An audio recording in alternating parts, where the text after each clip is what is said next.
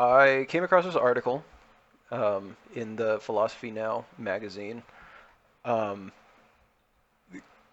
that just is titled "Leaving the USA," and it kind of piqued my interest, and so I kind of looked at it, and it's about this professor of philosophy at Yale University um, who has written a couple books on fascism. He's viewed to kind of be this this perf- very thorough understanding of fascism, I guess. And he has kind of said that he thinks America is moving towards a fascist government and is fleeing the country, kind of. He, I believe, moved to the Toronto University um, after Trump became, or yeah, after Trump became president, and his whole thing is America's moving towards fascism. Um, and I guess there's like a lot of questions there because he's like not the only one. There was a video made by the New York Times 3 months ago that featured the professor and two other historians of fascism, uh, professors of history, and they also are moving to Toronto to kind of like flee from a country that in their eyes is moving towards fascism. And yeah, there's like a lot of questions there. They kind of justify fascism or like the move from fascism from a soon to be fascist nation um, as like they need to create a standing ground for liberal people. So when America actually is fascist, like there's a place for the non-fascists to go and rally and then organize against them. Um, yeah, I guess there's just a lot of questions about fascism. Yeah, One of the leading ones is like, what is fascism? Because it's like kind of like a triggered word it that is. people want to It just is a. chuck at shit. It is almost like a buzzword. Yeah, like everybody, it's like once you get there's like any sort of government overreach, like people just kind of say that's fascism. Fascism. Oh my God, fascism bad. Oh, Yeah, rah. we all have an idea of what it is, and Yeah, but no one can. There. Well, basically, what we're going to be talking about is that there's not one definition, which is kind of yeah, perplexing in itself. Is like how can you have a word and nothing really defines it? It's more like a metaphor than it is an actual word itself. yeah. It's just like a concept because like the creator of fascism is Benito Mussolini. Mussolini had this like obsession with philosophy, um, which most of the time when people are obsessed with philosophy, I'm like pretty. I have some feelings of admiration, but this guy was kind of like a I don't know, kind of just a psycho. He kind of developed fascism, and in his writing, he never really clearly defined it. Like people, I Side note, uh, I did find his you can edit this out. I did find his I'm trying to see if there's like an actual definition on this. I one don't. one part I found from it was kind of just one line. It's like kind of a slogan: "Everything in the state, nothing outside the state, nothing against the state." Okay, so yeah, that's kind of like a key characteristic of fascism. I kind of Yeah, like wrote down some key characteristics because like I was saying, there's not really a definition. When Mussolini wrote about fascism, they didn't like, hey, this is fascism. As far as we know, the only thing that was actually fascism was Italy under Mussolini's control. yeah. And Also, with that, you have to assume that the execution was exactly what he wanted. Like the intent was one to one with the execution in a way, what do you because mean? okay, because when they talk about the rise of fascism, it sounds like they have to. coexist with conservative groups, which a lot of definitions of fascism are against conservatism. Yeah. So when it morphs, when it's ideas that's ever changing, how that kind of adds to it not being defined. And then if we were to, obviously, we can't take his definition for what it is because we don't know if he really was able to. We'd have to really look into it if he was able to do exactly what he said. Yeah. But Well, other than that, we just kind of have generally like it generally follows, kind of like Hitler. Hitler yeah. never said he's a fascist, but he is a fascist. Right. Like it's very. Most people understand that Germany was fascist, but there are people Yeah, that are like, oh, technically, they weren't. But it's like, I mean, they're derived of the same thing, and I guess here it's I want it's to give like a a loose definition of fascism because like without it, like this is very Aristotelian of me. Like I really like defining terms because if we don't, we're not going to be able to then like we're gonna be have productive yeah. conversation about certain things. And so like the key characteristics behind fascism is like this idea of nationalism and like unity of the people. Yeah, They the fash, like that's what I think is a good example is the symbol of the fash where fascism comes from. I think like together stronger, which is pretty yeah general, but the yeah fash is like also there's also it's stronger, it's violent, and that's what kind of one of the more keystone things when a lot of the definitions we're gonna like look at is that it's right wing, it's violent. Yeah, let yeah, go go. it's not necessarily always right wing, but like kind of. I guess I kind of. Yeah, it is. a lot. I mean, I would every definitely It's every definition doesn't say it, but it would be considered far right. But also that's like it's far very right looks different. authoritarian. Yeah, Like far y- right means a lot of things, especially when yeah, you're applying to different cultures or whatever. yeah. Like that's kind of It's why I like the definitions that talk about uh, like Western cultures. Like they're more mhm, specific in where it is because like, other cultures yeah. can have a word for fascism and actually have it defined, and we can be like, oh yeah, Oh yeah, that that. is that yeah Yeah. Yeah, yeah. Buddhism is fascism. Whoa, that's crazy. yeah Yeah, but yeah. So like, the entire idea behind fascism is just like the dissolving of the individual. Like we right don't want individuals. We want unity. We want the people working as a nation under one goal, and they want to do this and like kind of get power by any means necessary, and this includes violence. They like you were yeah touching up which on like is it is such a key component that in fascism that like violence is a part of this. It is you have to seize it. It's very survival of the fittest. Um, yeah yeah, what's it called and Not Darwinian but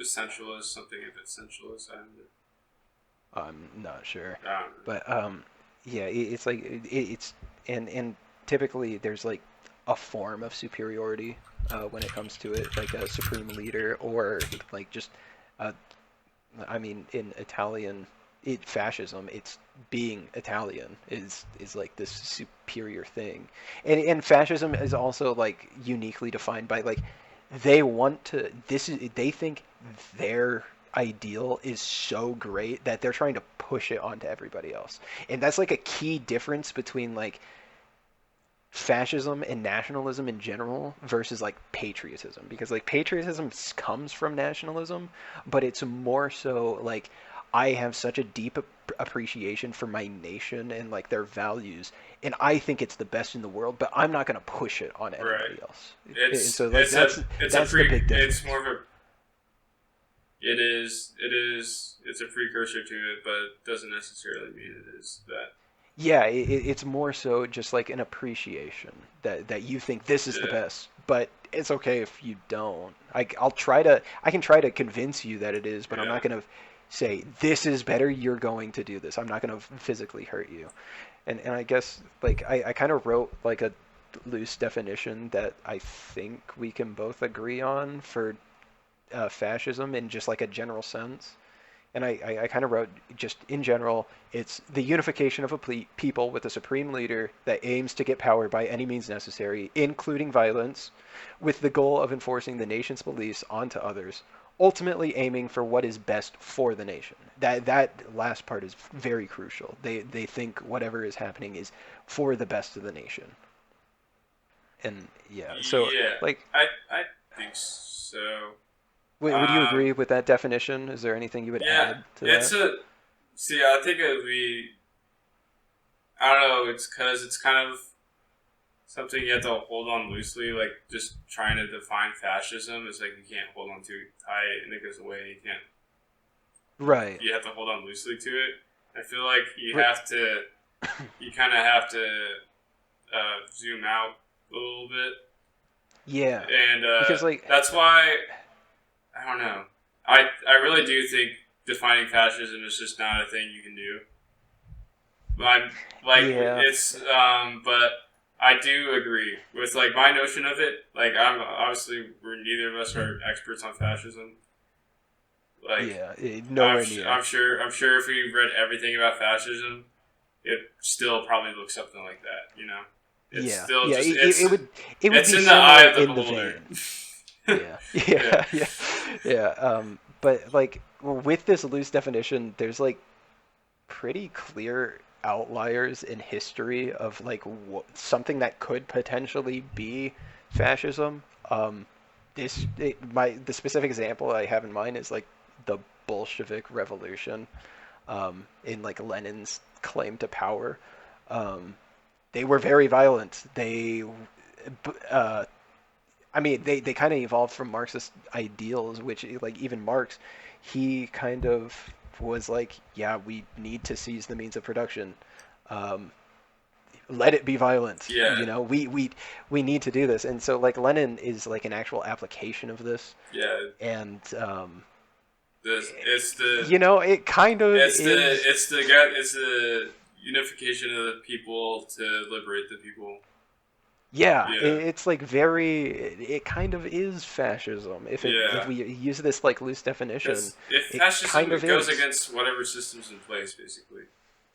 I Uh, not all yeah, the kind time. of. It could also I reinforce the system, but it's like, yeah, it's like ultimately trying to like just establish ultimate I, power I of think the nation. I think the within and without the system is something we'll What do you? circle back to, but Okay, I don't want to stand the threat of okay. because like yeah because I don't know. Did you want to shift to like Marxism Yeah, like view I of can it? kind of I can kind of jump into the history of it with the Bolshevik Revolution and everything. Yeah.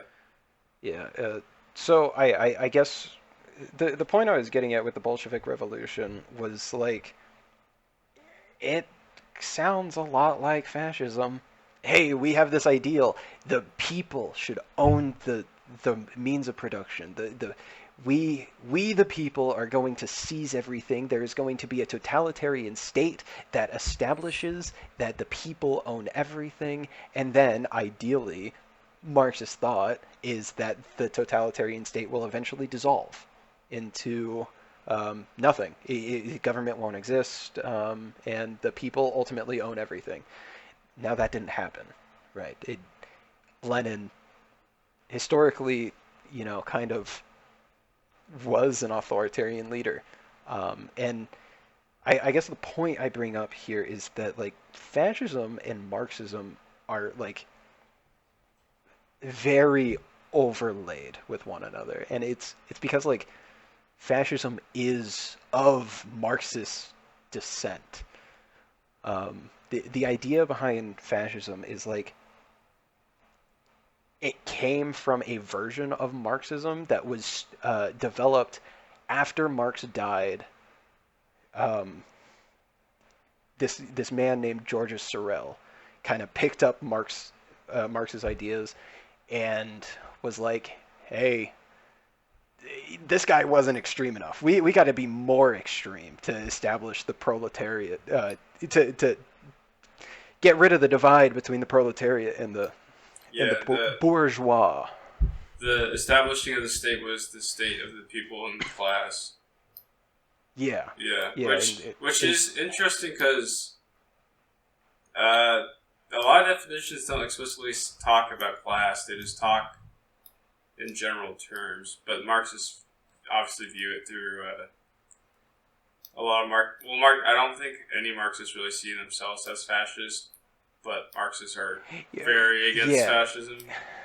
because well, like, yeah, they're not necessarily for fascism because like the ultimate idea behind Marxism is to dissolve the government, Yeah, and fascism is the establishment of the yeah, totalitarian changing the government. government, building it up. Yeah, Yeah, and like ultimately having this figurehead no matter what, like versus Marxist thought, which is dissolve the government, do all this stuff. But like Georges Sorel, he talked about how like the people need something to be angry about. They need this myth to kind of fight for, and he believed it was strikes. So like the proletariat strike, we need to strike against the bourgeois and everything. And Mussolini was heavily influenced by this.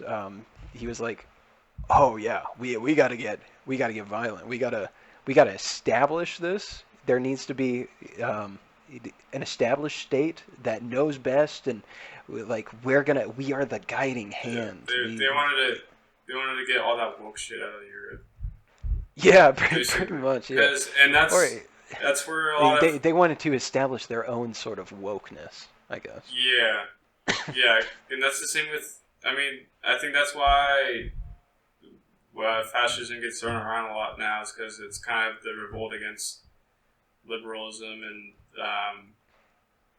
social change in a way. Yeah, And fascism, it's kind of just like the establishment of the authoritarian establishment of your ideals. And yeah, so, like, if you can just kind of push it onto everybody. they want to get Um, the litter boxes out of the classroom. It's pretty. yeah. Yeah. And so, like, when it comes to America and having, like, such polarized different opinions, I guess it's kind of obvious to see why things are called fascism. Like it's such a common word being chucked around everywhere. Yeah, Everybody has this different ideal that we're like trying to push onto others. Um, when that happens, it kind of maybe it's not fascism, but it definitely kind of rhymes with fascism. yeah. Like I think it's yeah. I think it is just a metaphor. You can't define it with words. It's like you have to compare it to something else, and that's why it's such a trigger word and just gets thrown around a lot. Uh, Yeah. I think it's sort of I was talking about this earlier. I think it is sort of like like a folklore of history Hmm. that um, warns of the signs to Yeah. repeat it because it's kind of it's how in the same way how it's like, oh, would you kill baby Hitler? Would you kill Hitler? But all these things with Hitler, like, oh, he's basically Hitler. Hitler gets thrown around in the same way fascism gets thrown around because it's ostensibly that's the worst thing that can happen. So when fascism is the worst thing that can happen to a government, I guess. Yeah. If that makes sense. Yeah, I think So so. Like, and that's really why the definition just changes because the world changes. There's going to be new things and yeah, new like folklore kind of just changes throughout history. Like When you brought it up previously, I kind of uh, brought up an example of how, like, you know, we didn't go very far out at sea because we thought, there was a great serpent that's going to eat everybody, Right. anybody that goes Like out there, like or the there's like a god out there that's going to fucking kill them or something. yeah, it's like fascism's like the dragons in medieval stories. It was in East and West because it's a manifestation of like the deepest fears of like something flying that bleeds fire. It's a snake. Those are all things that are like mortal danger to Yeah. to humans. So it's like if you see a dragon, that's why it's kind of a universal sign of something Hmm. that's Yeah. dangerous. Is Yeah. fascism. Fascism almost becomes this like boogeyman Yeah, for modern for societies. for democracy, really. Yeah, Yeah, yeah, I would say so because like especially in like America, like I said, there's just so many opinions and so many people. I mean, ideally in America, everybody has a voice. Whether like they're actually represented through that voice is a conversation for a different time. yeah, But it's like the fundamental idea is that everybody has a voice, everybody has an equal voice, and so like when other people try to impose their voice on others that don't necessarily agree, this fascism term comes knocking on everybody's door. right. And But like I guess let's specifically narrow it down because like we have these experts, and I don't mean to appeal to authority, but like we have these experts that are you know good at understanding what fascism is. We're not experts, but I'd like to think an expert has read all of the books that are possible for fascism. yeah, Like they can they've trace it studied it through extensively. history. Yeah, and so when we have these experts that are saying America is heading towards fascism, are we actually heading towards fascism? Right. Um, Well, I have some examples for it. I have some well I have definitions that would fit exactly because there's so many definitions out there. Um, Mhm. the first definition I want to go over, this is one that's kind of generally agreed upon. Is I think you probably came across it in your research.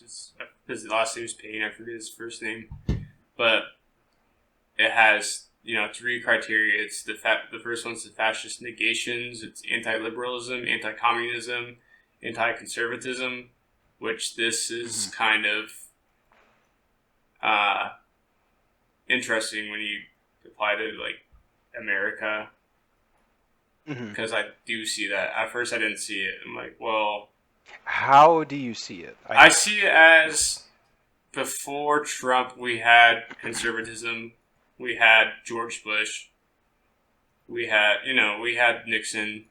It was very Yeah. much like that. It's very I just see uh, past Republicans versus like the MAGA now. Like Versus not the MAGA well, not Republicans. even Like, MAGA. Like I mean, MAGA is kind of like the shoe the just encapsulates all of it. But there's like alt right people, far right people. But mhm. now it's MAGA Republicans when we look specifically at actual political leaders. It is the MAGA movement, so I can see that.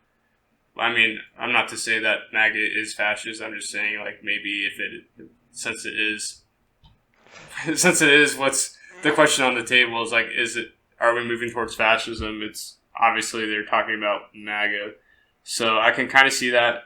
And then with the anti-communism thing, to go back a little bit, it's interesting Mhm. that he includes that because we were just saying it's like, well, you could say Lenin was a communist, or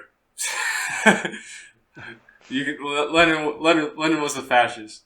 So yeah, Kind of. so yeah, So like, I guess the key characteristics is like communism. It ideally is like the establishment of the power to the people, but like yeah, Lenin specifically like established an authoritarian state with the goal of giving power to the people, but kind of was just an authoritarian leader. So like Lenin is a bit of an outlier. Same with like Mao.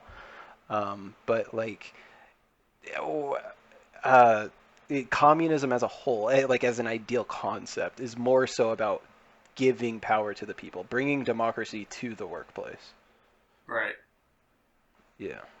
So I do see the counter because like this definition is inherently like It holds on just a little bit too. anti-democracy. Yeah, it holds on just a little bit too tight. Too. Yeah. Right. So then there's the second section, ideology and goals. Creation of a Mhm. new nationalist authoritarian state based not merely on traditional principles or models or organization of some new kind of regulated, multi-class, integrated national economic structure, whether called national corporationist, national socialist, or national syndicist.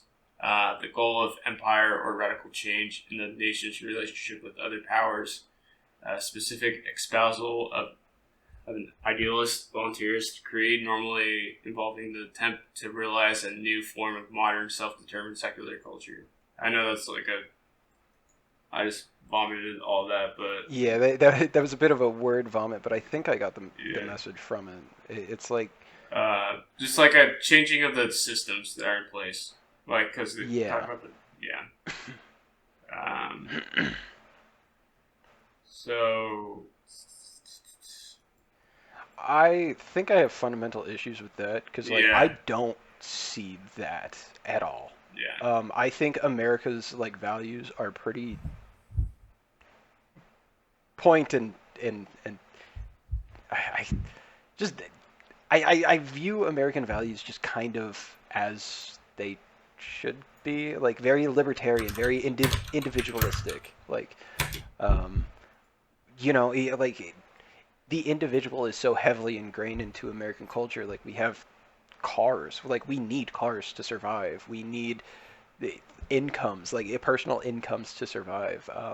There's just personal property. Like there's so much rhetoric behind personal property. Like, oh, this is my car, my phone, my water, my food, my whatnot. Like it's all mine. It's not like the communities. Like we're not like nationalism is inherently like or not nationalism, but fascism in general yeah, is like inherently defined by this unity, this almost like sort of community of nation state. But like America isn't that and has never really been that. Like we're yeah. kind of we're a union of states, Well, but like individual states. yeah. Well, what I see it as is it's the what everything you speak upon, the values you hold are becoming an aesthetic value. It's like, oh, it's like, well, if we want, I mean, this is just like not. I'm not saying everyone believes this, but oh, like Trump should be the king so we can have more freedom. That's what America's about. Like it's you're it's synonymous with being a patriot to support Trump and stuff. So I feel like in a sense you could see a transformation to the fascist state with the aesthetics of the past national identity of being the United States. I'm a little confused on what you mean, like because it sounds like we can fall into fascist states to ensure the freedoms of the individual. Is kind of Not like well, how freedom. it sounded Freedom in like this to me. sense is not freedom. It's aesthetically freedom. They think they're more free. It's Okay, kind of like if you I live in North Korea, yeah. you're like yeah, dude, this is awesome. We're so liberated because we have because Mao is our god, or not Mao or whatever. You know, Kim Jong Un. Kim Jong Un is our god. It's kind of like Hmm. we were talking about utopias. Is like there's utopias in that can look like anything, and at that point, it's just aesthetic. It's not really Yeah, that. It doesn't matter. Like okay, like imagine hypothetically North Korea. Everyone's life is awesome there, but it's a dictatorship. It's still a utopia.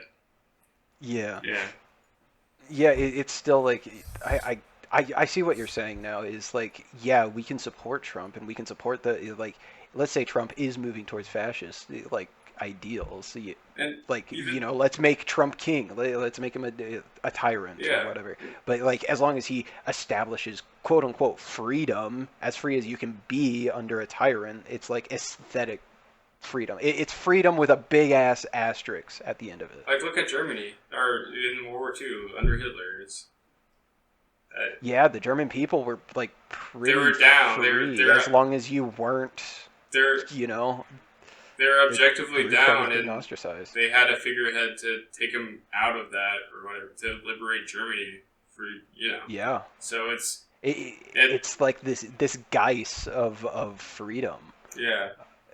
Yeah, hmm. So Yeah, I mean, as much as we because of like when I was thinking about this in my head before, it's like, well, it can never really be that because we have systems in place. There's the systems as strong as they are doesn't mean that they're fundamental.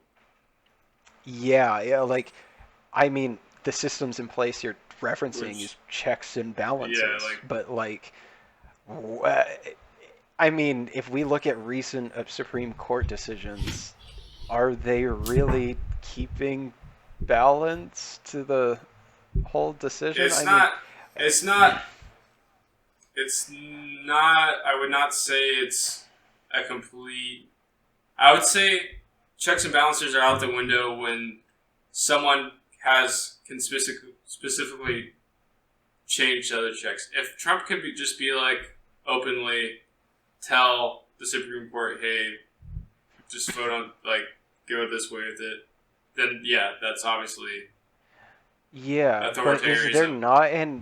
is there not like almost like established merit to Trump kind of like electing these Supreme Court Well, justices into it? you Like, can you can is there not like elect a them level of is there not like a level of guilt behind the individual like like they justices have to. that are like, yeah, they have to because I would they were put in a position from Trump. Like, they yeah without Trump they wouldn't have done that. same with every other Supreme Court justice is I they've been put in place so we can assume there is some quid pro quo there. But I you fundamentally want to disagree with you because like Trump is such a polarizing figure yeah that like when he does things, it's typically with the intent to get things back. Like that's yeah kind of his like more open than any entire other philosophy. president Yeah, really. well, like I would say previous presidents that elected justices into the Supreme Court, like I, this is a complete point of ignorance on my part, but I'd like to think that they did it out of like a bipartisan position. Like, if we look at the Supreme Court decisions throughout the years, like the reason individual gun rights are protected so heavily is because of a 2008 court case that kind of like Yeah, there's like the changed it from like, oh yeah, it's supposed to allow state militias to own guns to now the individual is allowed to own right. guns, and it protects the individual gun rights, and that's like because of Bush and like his influence. But it's like Yeah, there is always justices some before, influence. like, yeah, but I would like to think that justices before always had um, a sort of merit to their bipartisanship. That Right. they were I'd they were say advocates that for the merit's law. still there because it's not like they're going along with it. Because there's been a lot of cases that have gone through the Supreme Court that have directly involved Trump, where he's a part, like where he's one of the parties Yeah, that they voted no against. But I mean, as conservative as they are, as they're not but Trump. They're not. Yeah. there are fundamental cases Yeah. or moments. Like, yeah, there's gonna be times when they disagree with Trump, and like I don't think this necessarily, but it can be viewed as like keeping the peace.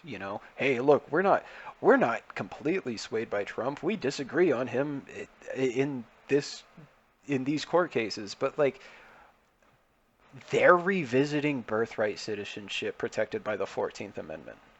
Um, because well, kind of revisiting it. It's a big asterisk there too. They're evaluating it to see if it would apply to parents or to children who were born to parents that neither of them were citizens, which is like, if you look at the rhetoric of the 14th Amendment, that's not what it says. Yeah, It well, says, but that's not. I would say that's not like, a Trump thing. Because that's what the Supreme Court does is they interpret the Constitution, and basically it's like they're either going to interpret it in a left leaning way or a right leaning way. But I, I don't think there's anything that's like that's there. I don't think there's inherently Trumpism where it's like, yeah, I'm just going to ignore this and I think the opposite, kind really, of. When Trump got into office, day one, he signed a executive order that said birthright citizenship doesn't exist, or yeah, whatever. yeah. He's really First of he's all, he punching at can't the do that. ceiling. He's punching at the ceiling of what presidents can do. He's really Yeah, but like, pulling and all the now punches. after this guy just kind of is like going after this whole thing. Now the Supreme Court is evaluating it to more than likely sway it in his favor. Like, I don't know. It just feels kind of Yeah, the more relevant the cases are definitely expedited. yeah, and then like not only that, but there's other Supreme Court decisions. Racial profiling just got overturned. Like, ICE agents are allowed to racially profile to question them on deportation status. Um, that's a protection under the individual is protected from racial profiling under the Constitution, and now the Supreme Court is, swaying Yeah, it in the favor of these uh, deportation offices yeah, uh, because Trump wants yeah. to, and so like. I guess when it comes to this specific marker, I can't help but think, okay, maybe Trump is a little bit fascist. Like we are, I would definitely agree that with that, but I think we're looking a little too closely at within the checks and balances and not looking at the fact that checks and balances are still there. There's the fact that there are the like the system still in place is kind of a marker to show that it's not there. I mean, yeah, but like, why would you have to get rid of checks and balances if you can just control the checks and balances? You're doing the yeah, same thing. If you have a he gun pointed at your head at all times, it doesn't really matter well, if the gun okay. is still pointed When at you if your hand is on the when trigger. Biden was when Biden was president and the Democratic Party controlled the House and Senate, was Hmm. that's would that be fascism since he controls the Democratic Party essentially controls I would say no, because it's Biden not a wasn't a figurehead. supreme Yeah, leader. Like, yeah, he wasn't this authoritative, like, person. Like, right. there's, wait, But okay, you see what I maybe mean this is though. a It's still generalized. within No, the I do. I do see what you're trying to say, but it's like, oh, I'm about to say a hot take that could be misconstrued or whatnot, and I could be, in a vacuum chamber, but like when it comes to the Democrats, there's much more division in ideology than on the Republican side. yeah, I'd agree. The Republican side is like kind of, I mean, today I would say the Republican side is heavily swayed towards Trump Yeah, and they MAGA. either say nothing about Trump or they're full blown like Trump. MAGA heads, Yeah, dude. It's like I they don't have know. a figurehead. So like They I have a can't voice. they do. They have a figurehead. They have this authoritative figure, and I think that is why we're able to even question if Trump is possibly fascist because he is this authoritative figure, Yeah, but there is no authoritative figure on the yeah. Democratic We can't side. just say we Um, can't just say Joe Biden or Kamala Harris and be like, yeah, right, because that's like what we need because it's all. I mean, yeah, the Democratic. I mean, the Democratic Party is just in shambles. But yeah, like they're fractured into every which way. Who yeah, you like know, you look at that some big of them fucking beautiful support the bill. war in Israel. Well, most of them do, but Yeah, the big beautiful bill, like yeah, Chuck Schumer decided to not.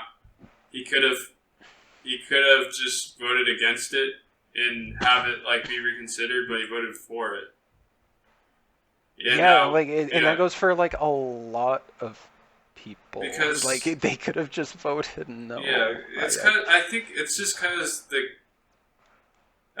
the goalpost has been shifted over where being center left is basically just right wing, and now being Yeah, far right is even more far right.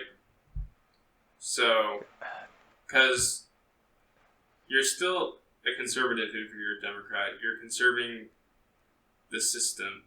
Even yeah, yeah, I yeah. mean Being a Democrat doesn't inherently make you a progressive. yeah, It just means you're not a Republican. which is why it's Um, so divided because I mean people that would vote Democrat are more like people that are left are more anti-establishment yeah, and, and and I don't know. anti-clock. Yeah, It, it, the two-party system is kind of like a scary thing it is because there's scary, been like but it does. Sorry to cut you off, but it does kind of stop what we're talking about is the fascism. right. I mean, any party system too, but the fact that it's a two-party system is a little Yeah, at least the two-party system doesn't mean we're. y- you- I'd rather be a two-party system than a one-party system. right. Yeah. Uh, I don't know, but I don't know when we come to the two-party system, as of very very recently, like since what was it, Wednesday? Um, there has been a very very clear divide. And so I guess before we get into this, I do want to say, like, the general question of is America heading towards fascism, I instinctively want to say no, because, like, going back to what we were talking about earlier, I think American values are innately, like, against fascism. I don't think it can be instated. But something I didn't account for was, like, It's not. It's what not a. if It's not a. It's not a overnight thing. It's a slow burn. It. It not kind of. only It kind of. that, It but kind like, of. what if we didn't need the majority of people to agree with fascist ideology? But since fascists are the violent beings that are willing to Use the push force. their ideologies, why can't they be the minority? And I guess we're kind of seeing the effects of what can happen with a very vocal minority after the political assassination of Charlie Kirk.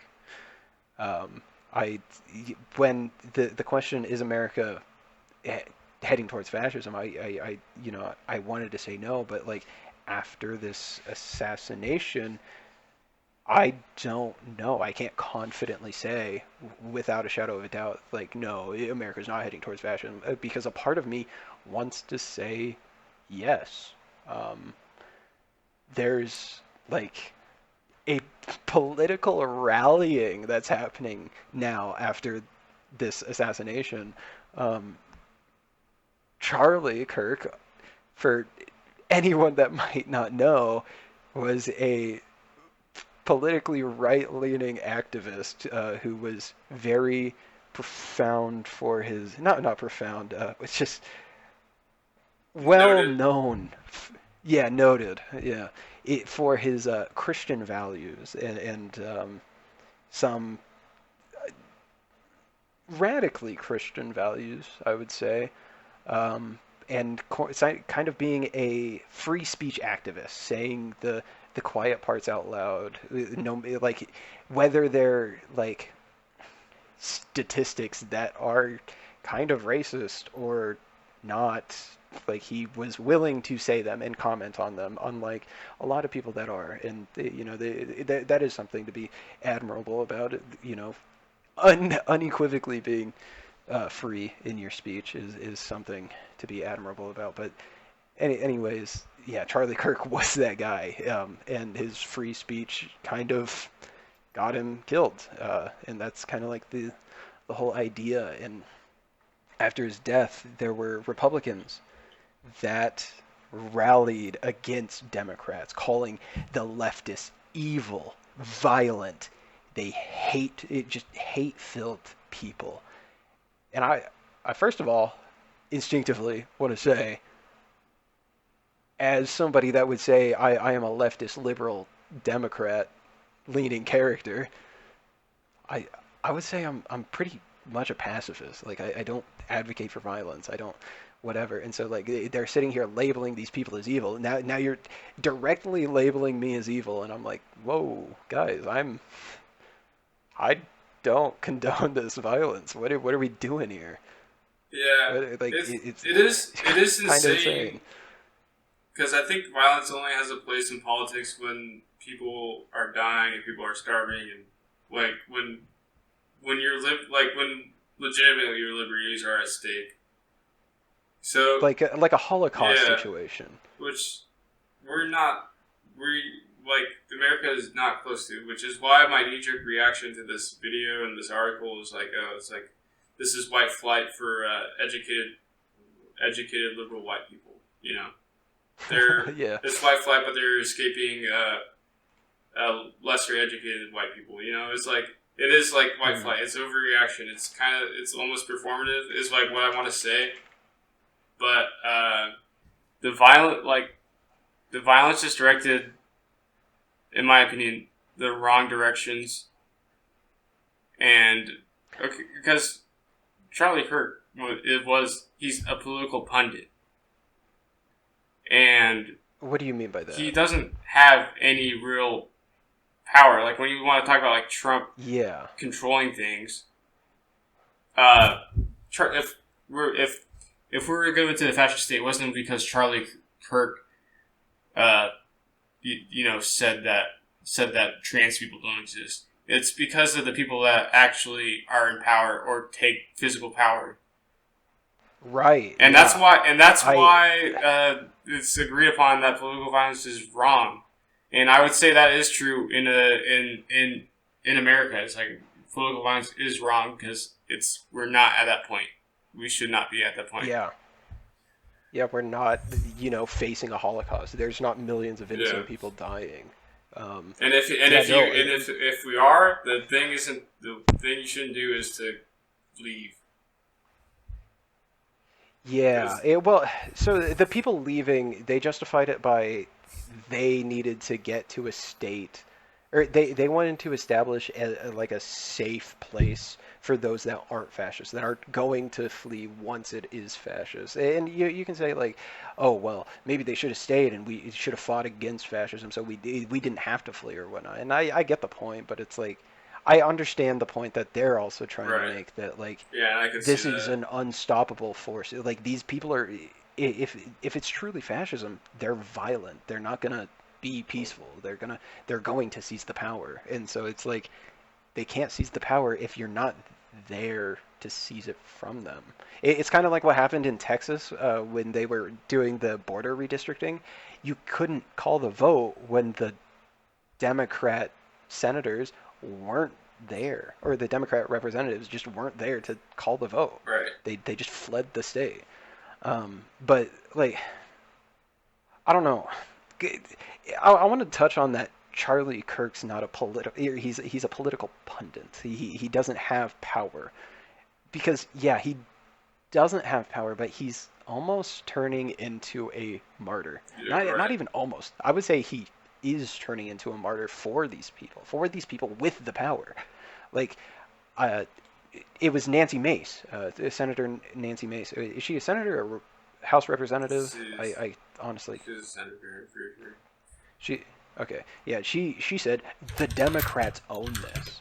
Like here we are with a person in power say, like, she has actual legislative power saying this other party, this group of people, they did this. They caused the violence. Right. That's insane. Here, And here's we don't even exactly know who did it, but the I mean, we have an or like idea, but who the it's person like, is. I mean, like yeah, obviously we know it's like we have a name, but we don't know where he's coming from. And it's funny yeah. because it's before they're even caught, they're like, oh, this must have been someone else left wing. It's like Some lefty, I some and lefty killed Charlie which Kirk. is Oh, I hate the probably left. like the fact that you can assume that I think says a lot about the current the current state of Yeah, politics. like people, like they don't acknowledge that these are individuals. Like they're not groups of people. It's not like we, the leftist conglomerate, were like, yeah, we need to kill Charlie Kirk. No, no, no, that's because if that's the case, then that means my voice is tied to that claim. And no, it's not. Um, like these are individuals. The person that shot at Trump and hit his ear was a Republican, but it doesn't matter what party he is because he was an individual that was driven to the point of doing that. Right. And I mean, we could go like whole It's sort conspiracy of brain and be like, ah, he was hired by the CIA. yeah. Actually, that's just It's sort of the no. mythos of the uh, representation in the United States is that our individual beliefs get filtered and filtered and filtered and filtered until they're two Mhm. groups, and then Yeah, yeah. I talked about how like I my instinct was fascism isn't possible in America because we are individuals, but like this assassination has kind of shown that we aren't viewed as individuals. Like when it comes to the political sort of media, we are a conglomerate of people where we're not viewed as individuals. Like here we have another government official, Nick Freitas. I don't know how to pronounce his name.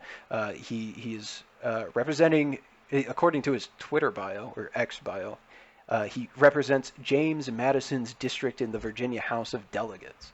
And I'm going to read a tweet from him that kind of paints the picture of this like we are not individuals. I am told that as a state representative, this is the moment where I'm supposed to express my heartfelt condolences and then stand in solidarity with those on the other side of the aisle as we condemn political violence and stand unified as one people. But we aren't one people, are we? The truth is, we haven't been for some time now, and there is really no point in pretending anymore, if there ever was. We are two very different peoples. We may occupy the same piece of geography, but that is where the similarities seem to abruptly end. I convinced myself for a long time that whenever the left called me a racist, a bigot, a sexist, a fascist, a threat to democracy, for even the most innocent of disagreements, that it was simply hyperbolic rhetoric done for effect. And now the effect is a widow and two orphaned children because the left couldn't bear the thought of a peaceful man debating them and winning. I don't think they realize it yet, but murdering Charlie is going to be remembered as the day where we finally woke up to what this fight really is. It's not a civil dispute among fellow countrymen. It's a war between diametrically opposed worldviews which cannot peacefully coexist with one another. One side will win and one This side this will civics is lose. really on point. The It is. Charlie tried to win that fight through argumentation, through discussion, through peaceful resolution of differences, and the other side murdered him. Not because he was extreme or inciting violence or any other hyperbolic slur they hurled at him, they murdered him because he was effective, because he was unafraid, because he inspired others and made them feel like they had a voice, that they were not alone. And he did it at the very institutions which have fomented so much hatred toward conservatives. I don't want to stand in solidarity with the other side of the aisle. I want to defeat you. I want to defeat the godless ideology that kills babies in the womb, sterilizes confused children, turns our cities into cesspools of degeneracy and lawlessness, and that murdered Charlie Kirk. Social media is aflame right now with leftist celebrations of Charlie's death. I wonder if any among them understand what has just happened. If there is a Yamamoto somewhere in their midst warning that all they have done is awoken a sleeping giant. I doubt it. I think they gave up such introspection and self awareness long ago. I don't know exactly what will happen next. I just know that it won't be the same as what has happened in the past. There will be thoughts and prayers. Charlie would have wanted prayers, not for himself, but for those left behind, for the country that he loved. But then there will be a reckoning. My Christian faith requires me to love my enemies and pray for those who curse me. It does not require me to stand idly by in the midst of savagery and barbarism. Quite the opposite. So every time I feel tired, every time I feel discouraged or overwhelmed, I am going to watch the video of a good man being murdered in Utah. I will force myself to watch it, and then I will return to the work of destroying the evil ideology responsible for that and so much more. And then he says, rest with God, Charlie, your fight is over. Ours is just beginning. Yeah. What the fuck? Yeah. Um, Culpeper, Virginia is really under attack right now. yeah, right? I just, when you read something like this from an official government person, like this is somebody that holds power in the government.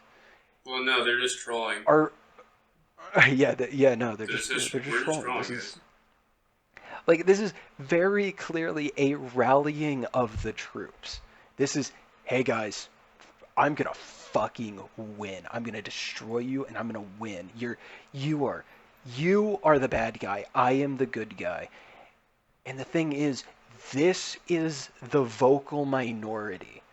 Now you could say majority because they technically won the election. The majority feel this way, but it's like I have a hard time thinking the people actively saying, I want to kill Democrats. I saw a video of somebody. I wish I liked it or had some sort of way of sourcing it again, but it was somebody saying they were going to actively hunt down registered Democrats. That's insane. My family are registered Democrats. I'm not a registered Democrat because I've never voted, but like my family is. Are they going to hunt down my family? They didn't do anything.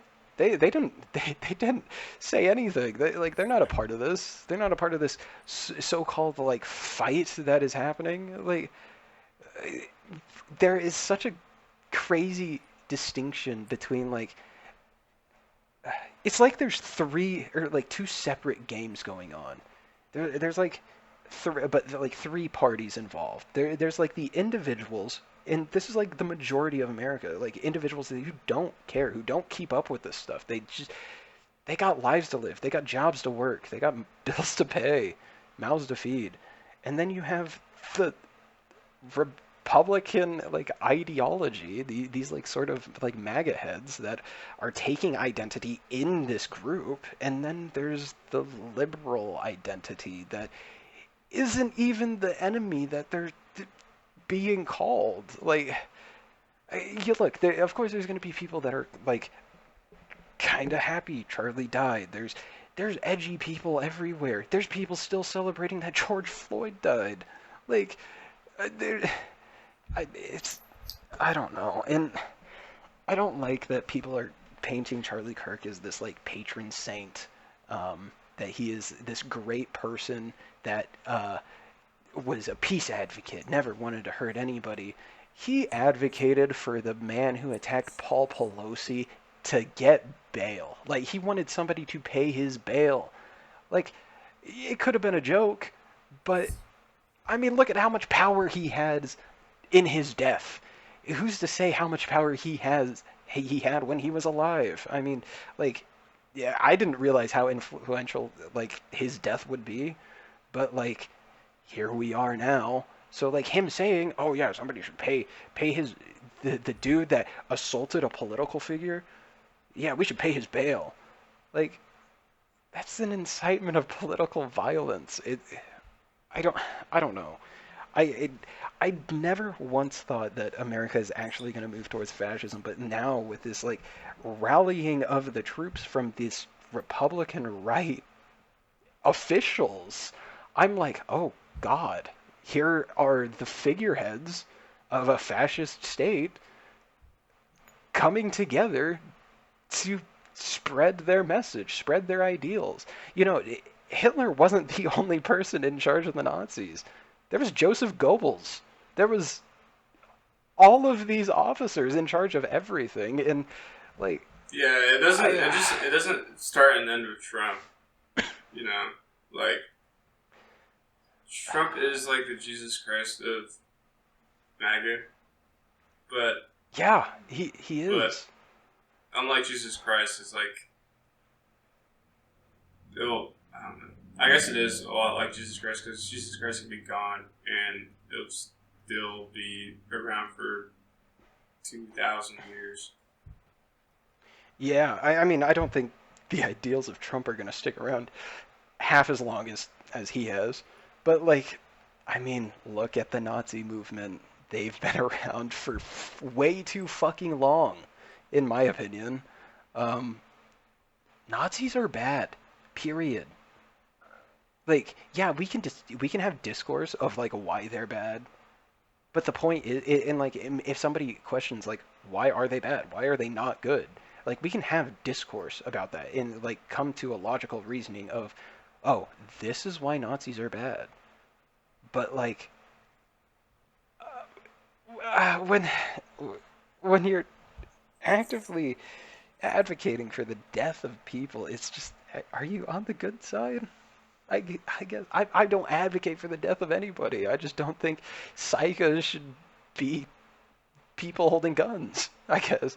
Like I don't know if I'm comfortable with Trump holding the power of the most powerful nation in the world, um, given what's happening. Like they turned Charlie Kirk's death into a martyr. He's like Trump has like is very clearly violating rights of individuals, maybe not citizens, but individuals Well, um, so on I mean, U.S. I think soil. that I'm assuming you're talking about like ICE and stuff that extends to citizens. I mean, Yeah, it it might be does. few and far between, but like, what was his name that got deported in that trial, or just the fact that Uh, yeah, yeah, there's there's three kids that were all citizens that got deported. Like it was a 7-year-old, a 2-year-old, and a 3-year-old, I believe, that like got deported without even like talking.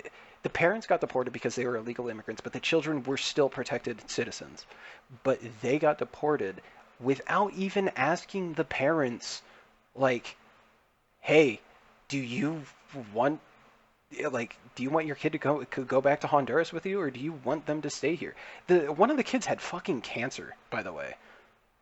Um, had stage 4 cancer, and they just put him on a fucking plane and shipped him home. Like that's insane, man. Like, and these are citizens. Like, my tax dollars are gonna pay for. I mean, ideally pay for their school lunches, right, or something. Like, I don't know. I don't want to see my fellow citizen get fucking deported. I I don't want to see my fellow citizens lose any rights. right, And like I think what you're referencing is Abrego Garcia, yeah, right? And he wasn't like technically a citizen. I don't think he was a citizen, but he was a protected person because he moved here when Venezuela, I think it was Venezuela, uh, had like a dictatorial government that was like actively going after people opposing the ideas, and like his brother was a part of a gang or something that was like being targeted, and so they had to flee the country, but he was still protected. um yeah, and then they deported him to fucking El Salvador, a country he's never been to, and then he came back, and then they fucking deported him somewhere else. yeah. I'm just I mean, uh, it is. I mean, it is all true, but I really, I mean, I can be like kind of like a doomer and like a nothing ever happens guy most of the time. But Hmm. what I think is that he's punching at the ceiling. He's testing. I think he's testing what really how much you can do when as a president. And this is like, that's Yeah. unprecedented. We never had anyone so looking for the word, but so volatile, I guess, as president that this is something new, and it's testing the limits of the system. So this is kind of the point where if he does break through, if he punches the ceiling enough and gets through the drywall, Yeah. then is the whole house going to come down, I or is it, my or issue. is it, or are we just going to be patching the drywall and you know? Yeah, my issue is like, oh yeah, he's testing the system, but at like what cost? These are human lives Yeah. that we're Well, talking about. it's Like, power because it's. I mean, any other politician really plays with the lives of people that aren't citizens anyway. yeah, I mean, yeah, it's just like, why, why are we okay with him like testing the powers of the president when like he's testing the powers of the president with people? I Yeah, guess it's it's like just real. Yeah, it's not. It's not a simulation. This is. It's not real. like when I want to, if I build like a pendulum and I want to test if it works, I'm gonna let it swing back and forth. But like,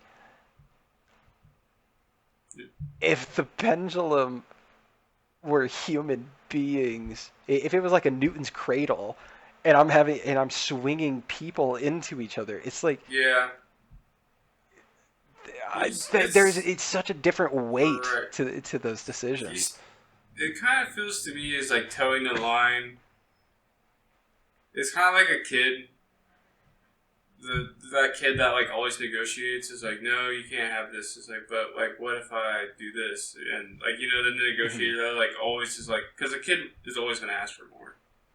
Kid's always going to want more. You're not Yeah. going to give him a piece of candy and just expect him to be fine. It's like he's getting at the crack. He's like getting at the cracks. That's why like this, the whole ice crackdown stuff. It's like he's making a Gestapo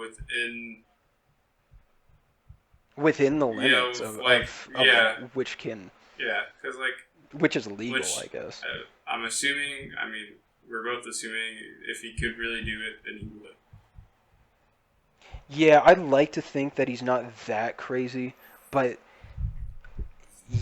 when you have like these habitual efforts towards like bigotry, it's hard to say what he would do. Yeah, I mean, Um, but it also shouldn't be a question.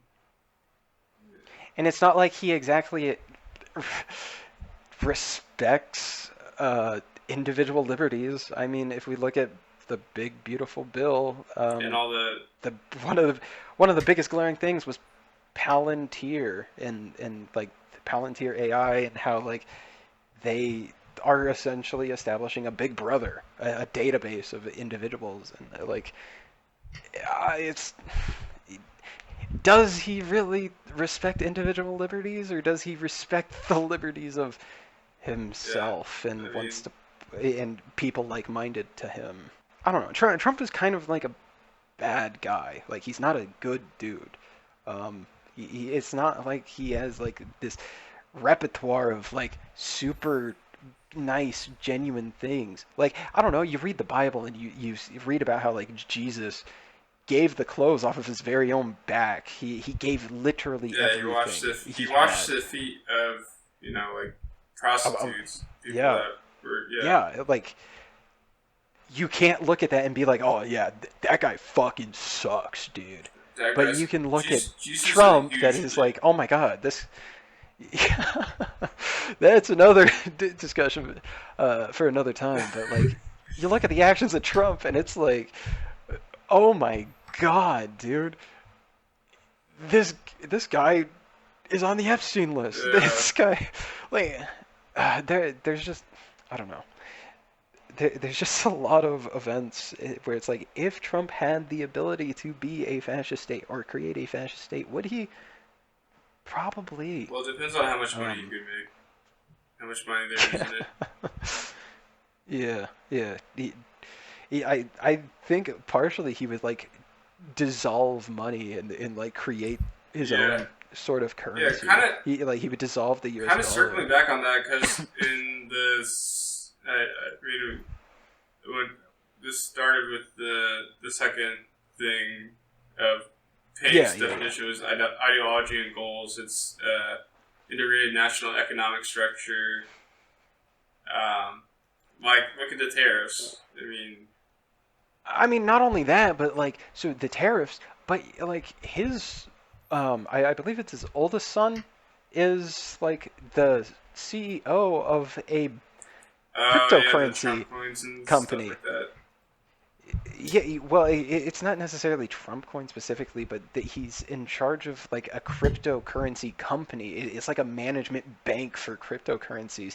And here comes Trump passing all of these laws that are supporting crypto and giving power to the bank to create bank-backed or like Cryptocurrency. US-backed cryptocurrencies and stuff like that. And it's like, whoa. Hang on. Now if we're getting into the economic standpoint of this definition, That's like big red yeah, flags that's kind there, of man. the overreach. It's kind of like if you were to, like you said with the Supreme Court, it's kind of like if you were to take control of Jerome Powell or something. It's kind of he's kind of stepping into central Which banking. he is. Jerome Powell is going to be out, I believe, at the end of this year, Yeah, he maybe was he was April of put in next by year, or Obama. sometime. I'm pretty sure. No, he was established by Trump. Oh really? Jerome Powell was put into that position by Trump. Like you could go and watch the video. He talks about how great Jerome Powell is, um, but like now Jerome Powell is going to be out, and he's putting a yes man in as the head of the Fed, but like not putting the ultimate yes man. There's like two candidates. One is like a super like, oh my god, yes, yes, Sir Trump, I'll do anything you want, Sir Trump. And then the other's like, all right, Trump scratch my bag. I'll scratch his. I'll lower interest rates. And no matter what, we're getting lower interest rates. We're gonna people are gonna start borrowing and doing that stuff. Again, conversation for another time. Um, but like he is kind of asserting himself over the Fed too, which is like the keeper of coin for America, and like he is putting his grimy little fingers into every single thing, and he's like almost dissolving this veil of checks and balances. It's I don't know when I I think like I it said goes when to I show that there really isn't checks and balances because any president could have done this. And every president does, just not the same way that he has. Every president has put his so own I think guys in. But it goes to show how volatile it really can be, how volatile and overreaching the federal government can be. yeah, and I think a big part of the problem is like we're not properly represented, Right. and I do want to do an episode on this, but it's like the concept of the electoral college and how we're represented and how we're not represented equally. And it's like maybe that could be avoided if we had equal representation upon the individual. Um, but like you do bring up a valid point. Like the system is flawed. Yes, there's flawed. We bring up these checks and balances. Whose idea was it to make a Supreme Court justice a lifetime seat? Right. Like it's just what are these decisions, man? Like, where are the checks and balances? Yeah, because Like, because the checks and balances are so few the and far Supreme Court thing between. never made sense to me because it's selected by the president, which is selected by the entire country, which is selected through the electoral college, and then they serve for life, and they have a political affiliation. But I don't know why. I mean, I understand like not being on paper, they can have their ideologies, but like on paper, they are either conservative or Republican or Yeah, conservative. they're not Republican. like yeah. I mean, I'd like to keep this idea of good faith when it comes to justices or when it comes to like presidents that aren't Trump, that You also aren't don't even have to like be a obviously lawyer to. corrupt. You can literally be a child and be a Supreme Court justice. I'm pretty sure there's some technicalities to becoming a Well, justice that would rule out a child, but depends on how they choose to interpret the Constitution. I okay, yeah, I guess. I Um, at my internship, uh, so the one of the staffer guys, he said mhm. that he's like honestly, I think the Supreme Court should just have like a normal person in there that doesn't have know anything about the law. And this That's kind of a crazy take, is really because crazy like because these a normal person isn't well versed in logic. yes, and or the law, you have to literally understand all this precedent. There's like so much precedent that goes into every single thing. You Yeah, there's a crazy amount of work that goes into all of it. It's just like so built upon. yeah. It's just I don't know. It doesn't feel like there's a lot of checks and balances in like the checks and balances we do have are kind of like I don't know, like the Supreme Court exists to make sure everything it falls in line with the Constitution, and like the president exists to make sure that legislation passed by Congress um, isn't to benefit Congress Yeah, it's a people circle. only.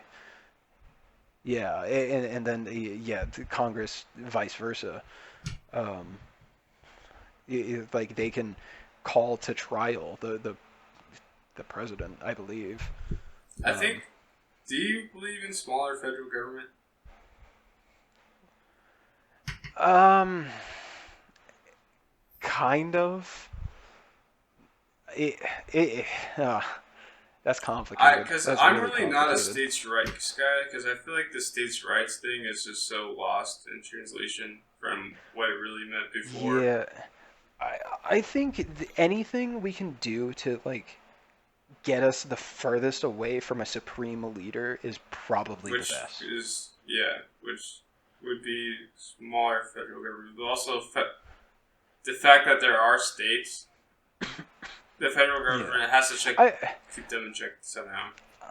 I don't necessarily. Yeah, I don't necessarily.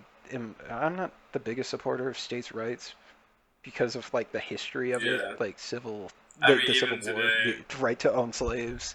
Yeah, even today, like the whole like, uh, um, what's the word I'm looking for? Uh, just the whole rhetoric behind like abortion in different states and like the different sort of things. Like I don't know if I'm a big supporter of states' rights or like minimum wage in different states. I don't know if I'm a big supporter of that.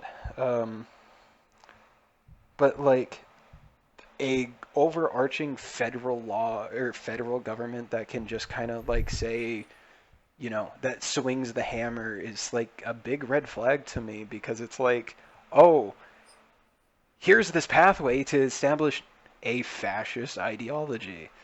Um, that's that's a big no-no to right? me It's personally. like how are you gonna if there is Um, no federal government, how is the state like if there's like a shred of federal government because of half the federal government then it's not the United States. If there's only a shred of it holding it together, how would yeah, there be a fascist takeover? yeah, exactly. This entire conversation. wouldn't be a Yeah. thing because there's no there's no supreme leader the supreme leader position for the shoes to be filled. Yeah, unless we're talking about Um, the fascist state of Iowa or something. yeah, yeah. I would say like I'm more leaning towards like state government power, like power to the state government, but it's like there still needs to be that federal net across the Right, because union, the state I government guess. could decide tomorrow, it's like, you don't have free speech. And the only thing that forcing Yeah, it no, is, obviously that's like which is like the fundamental of it, but like obviously that's not going to happen because you decide to do that, you're just going to go to a different state or something like along the lines of that. yeah, But yeah, it's, I don't know. It's sadly, I mean, I don't want to be misconstrued when I say, like, sadly, we have all this document that everything's based upon. So now we have to live with the consequences of that. Because obviously there yeah. are things in there that are unalienable rights that should be in there, but also like look at the Second Amendment. Well, the Look Second at Amendment for like a very long time was like established as this idea of like a state militia having the rights to own weapons. It wasn't so focused on the individual. I was having a conversation with somebody at the club I partake in, um, where he explained that individuals didn't necessarily have a claim to own a weapon. Um, it wasn't until like 2008, um, just after Bush left office, Obama got elected in, and they wanted to like almost dog whistle this idea that like Democrats are stealing your guns, and so like they kind of swayed the um,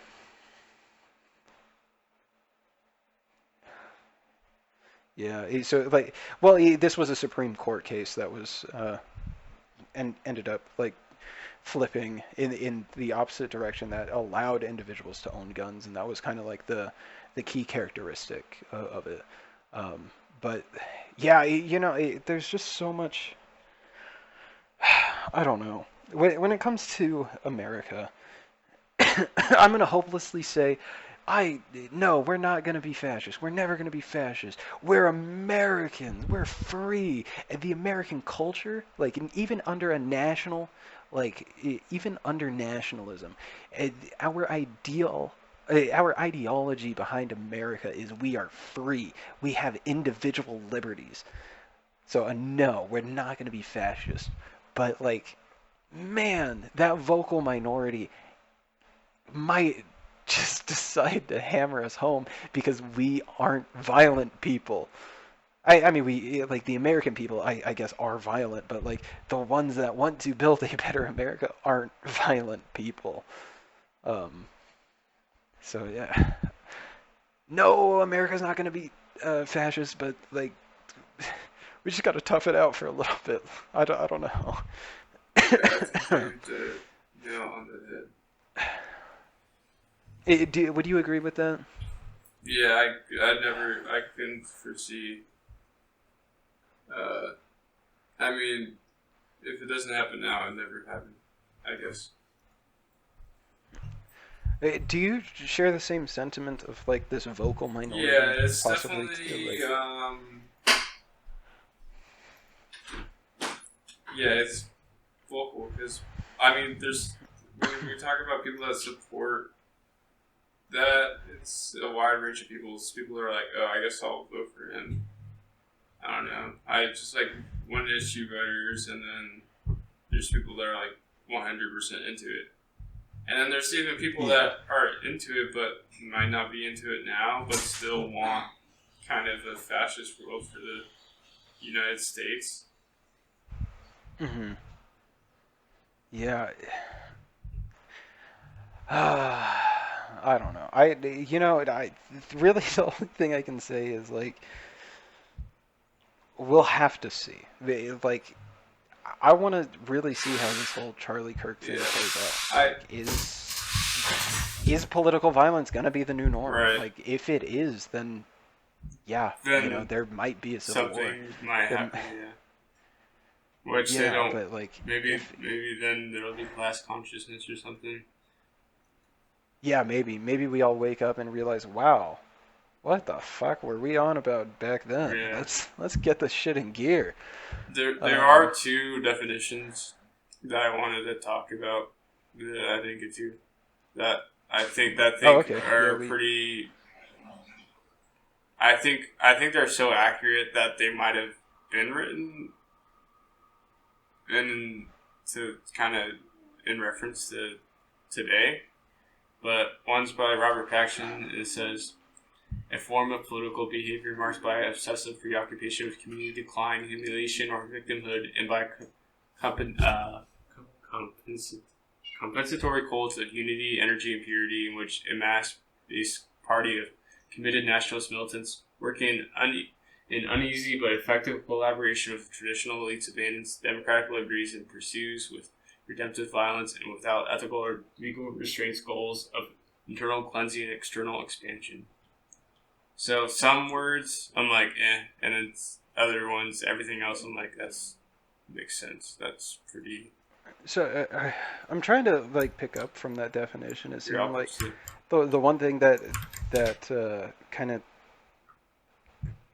stood out to me was like this Yeah, victimhood the thing. tolerant right. Yeah, yeah, exactly. The tolerant right. Yeah, the yeah. So it's yeah. This definition like community decline. Like I I don't That know. I think that's kind of the I don't think America social. is Well, declining. dude, people would I want you to think I that, but people do say that. Yeah, like that is a big talking point. Like in the tweet that I read, yeah, I mean it talked about how like cities are turning into cesspools. Um, there is just I don't know. It's like Christianity is kind of like the backbone of this idea, and I'm not saying Christianity is evil. I like Christian you know nationalism, yeah which is yeah nationalism. Ding, ding, ding, ding, ding. yeah Ding, ding, ding. yeah. When Christian The United nationalism States becomes should be a dangerous once you start the pushing United it on States is a everybody else. Christian nation. It's a Judeo-Christian nation. Uh, Anyway, so that was one. Um, this one I think is a little bit more accurate. It's by George Lakoff and Mark Johnson. The moral order hierarchy is commonly extended in Anglo-American culture to include other relations of moral superiority: Western culture over non-Western culture, America over other countries, citizens over immigrants, Christians over non-Christians, straights over gays, the rich over poor, and then identically, the moral order metaphor gives us a better understanding of what fascism is. Fascism legitimizes such a moral order and seeks to enforce it through power of the state. So I think that one's so more accurate. I think that one's like, yeah, it's like I mean it's the establishment of moral superiority, like, and that's kind of what I mean, kind of what fascism is. Like I wouldn't say the Nazis thought they were morally superior. well, Um, they had morals that they wanted everyone to follow. yeah, yeah. Yeah, like kind of like being Yeah. Aryan versus non-Aryan. Which the Aryan race isn't even a Yeah, thing. First of all, like that's it's just a made up thing. I don't get it. you'd But get it's like, it. You're just not yeah. British. Oh, okay. Yeah, I just I don't know. When it comes, yeah, I definitely like the idea of moral superiority. I don't know if this touches fascism quite as well as I want it Right. Like to. I think it Um, illustrates is like everything is so. It's like it's kind of like a what's the psychiatric test where it's like the blink the ink dots. the You the you make of it. Oh, You say what you see in it. oh, the Yeah, Rorschach test. I think the finding of fascism is like the Rorschach test for history. Yeah, I see that. It's yeah, they just kind of show you rough images, and it's like, hey, Yeah, it's what do you like, see oh, here?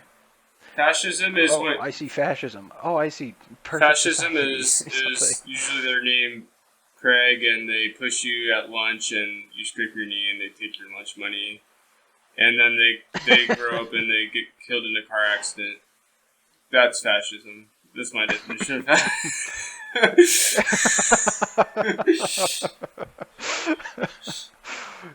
Wow, that is such a But encapsulating that's just definition.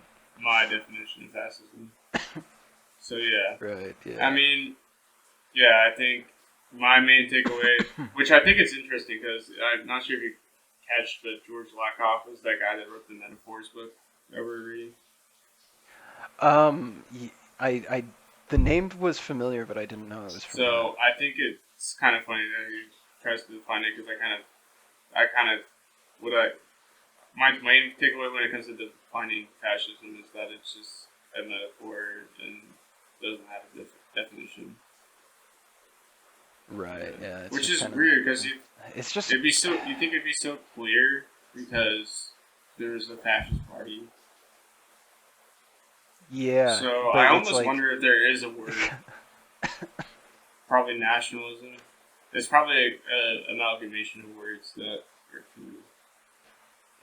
Fascism is just kind of like forced nationalism. Like Yeah. it's like I don't know.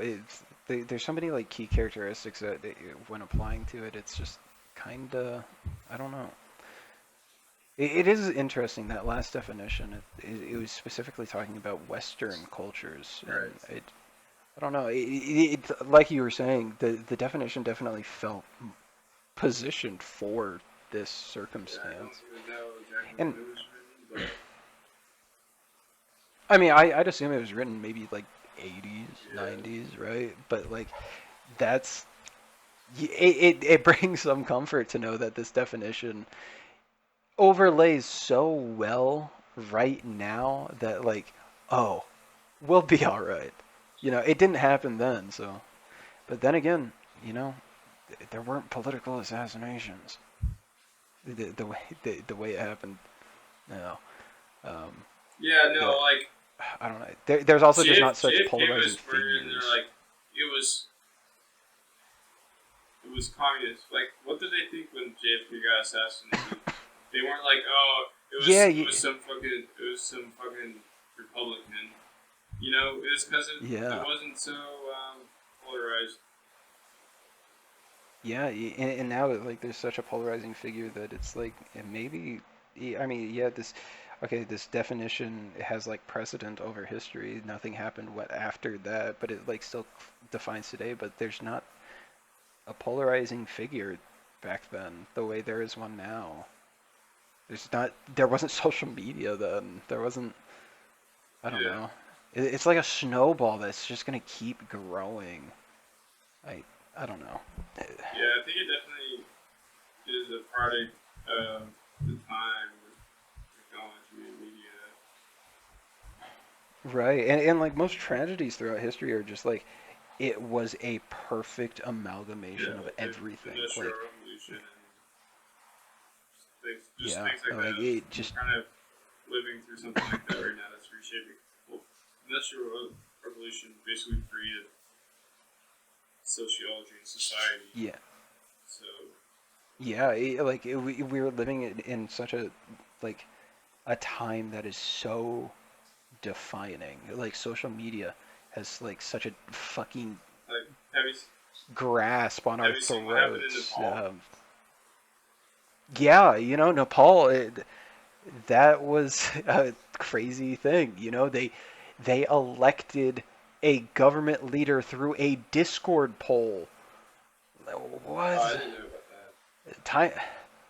Yeah, they got in a Discord for Nepal, had thousands and thousands of people for live discussions, and they talked about who they wanted as a representative, and they landed on one person. Like the whole Nepal situation is like such a crazy thing, too. I saw the video of Um, the burning down Parliament. yeah, but like Nepal's military is like has crazy historical precedent. Like they are known throughout history as some of the most badass people. Like they are insane. They don't lose. They win and they have power and they are well respected by literally everybody. Um, there was a quote. I can't remember who said it, what the context was, or anything, but they said, um, if you don't fear death, you're either an idiot or you're a Gurk, and Gurks are the Nepali military. Um, like these people are very well respected, and so like with the whole Nepal thing, it was like the military leader, like after they burned down Parliament and everything, the military leader stepped in and was like, "We need order," and they were like, "Oh, okay, this guy's just gonna fucking become the dictator, fuck, whatever." And he was like, "Okay, who do you guys want as a leader? We'll talk to them. We'll make negotiations with them." And yeah, like it's such a unique case, and there's like so many. It's a sign of the times. Things are changing drastically. It's kind of, I kind of feel Um, like it's kind of the same as the 60s and 70s, like counterculture. I mean, I think it's the same, but there's kind of a numbness to it. yeah, I, I don't know. It's uh, time will tell. Time will tell what Yeah. happens.